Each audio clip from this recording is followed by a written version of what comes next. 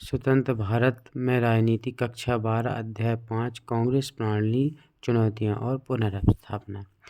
27 मई 1964 को जवाहरलाल नेहरू जो भारत के प्रधानमंत्री थे उनकी मृत्यु हो गई। जून 1964 से 1966 तक भारत का प्रधानमंत्री लाल बहादुर शास्त्री को बनाया, क्योंकि जवाहरलाल नेहरू की मृत्यु हो जाने के बाद भारत का दूसरा प्रधानमंत्री लाल बहादुर शास्त्री को बनाया। लेकिन 11 जनवरी 1966 को भारत के प्रधानमंत्री रहते हुए जवाहरलाल लाल बहादुर शास्त्री की मृत्यु ताशकंद में हो गई।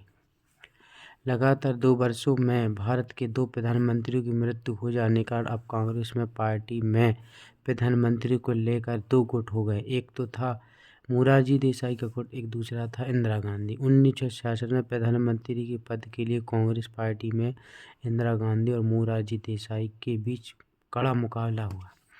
मोरारजी देसाई जो बम्बई प्रांत के मुख्यमंत्री रह चुके, बम्बई प्रांत जो पहले महाराष्ट्र और गुजरात हुआ कर, पहले बम्बई प्रांत था जो महाराष्ट्र और गुजरात वर्तमान में के पूर्व सीएम रह चुके थे, वह केंद्रीय मंत्रिमंडल भी रहे। इंदिरा गांधी एक तो नेहरू जी की बेटी थी। 1964-66 में भी लाल बहादुर शास्त्री के कार्यकाल में सूचना प्रसारण मंत्री भी थे। 1998 में वो कांग्रेस की पार्टी अध्यक्ष भी रह चुकी। इंदिरा गांधी जी को भारत का प्रधानमंत्री बनाया गया। चौथा आम चुनाव 1967 में गैर कांग्रेसवाद। Fourth election 1967 anti Congressism. प्रथम आम चुनाव 1951-52 में हुए। कुल सीटें 479 थी, जिसमें कांग्रेस पार्टी को 364 सीटें मिली। दूसरा आम चुनाव 1957 में हुआ, जिस कुल लोकसभा सीटें थी 494, कांग्रेस को 371 में जीत मिली। तीसरा आम चुनाव 1962 में कुल लोकसभा सीटें थी 494, कांग्रेस पार्टी को 361 सीटें मिली। वोट प्रतिशत 0। कहने का मतलब ये था कि पहले आम चुनाव, द्वितीय आम चुनाव, तृतीय आम चुनाव में लगातार कांग्रेस पार्टी को बहुमत मिला। लेकिन चौथा आम चुनाव का नेतृत्व कांग्रेस पार्टी की तरफ से इंदिरा गांधी ने किया। 1966 के चौथे आम चुनाव में कांग्रेस पार्टी को 520 सीटों में से 283 सीटें जीती। पार्टी को बहुमत तो मिला, लेकिन कुछ राज्यों में कांग्रेस पार्टी को हार का सामना करना पड़ा। 1967 के आम चुनाव में विपक्षी दलों को पर्याप्त सीटों पर सफलता मिली। स्वतंत्र पार्टी को 44 सीटें जीती। स्वतंत्र पार्टी के संस्थापक सी राजगोपालाचारी थे। भारतीय जनसंघ पार्टी ने 35 सीटें जीती। साम्यवादी दल ने 42 सीटें जीती।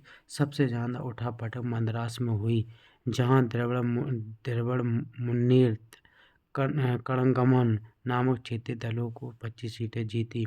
1967 में कांग्रेस पार्टी 6 राज्यों में सरकार नहीं बना पाई: बिहार, केरल, उड़ीसा, मद्रास, पंजाब और पश्चिम बंगाल। यही नहीं, उत्तर प्रदेश में कांग्रेस की सरकार गिर गई। राजस्थान में राष्ट्रपति शासन लगा। इंदिरा गांधी के मंत्रिमंडल में के आधे से अधिक ज़्यादा मंत्री चुनाव हार गए।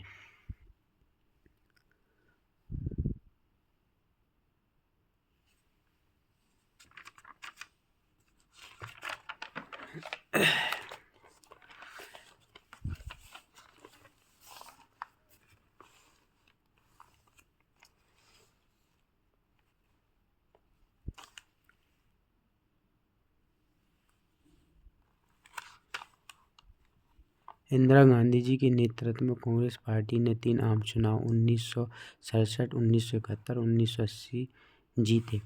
गठबंधन सरकार क्या है? भारत में पहली बार 1967 में भारत में पहली बार गठबंधन सरकार की शुरुआत हुई।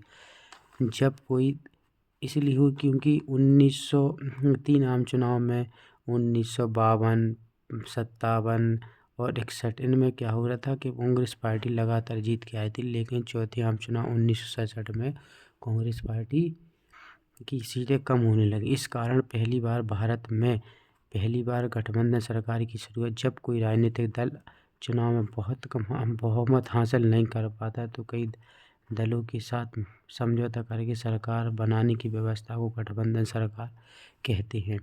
राष्ट्रपति पद का चुनाव 1969 में। सन 1969 में भारत के राष्ट्रपति जाकिर हुसैन की मृत्यु हो जाने के कारण नए राष्ट्रपति पद के लिए चुनाव होना था। कांग्रेस पार्टी के दो गुटों में बट गई,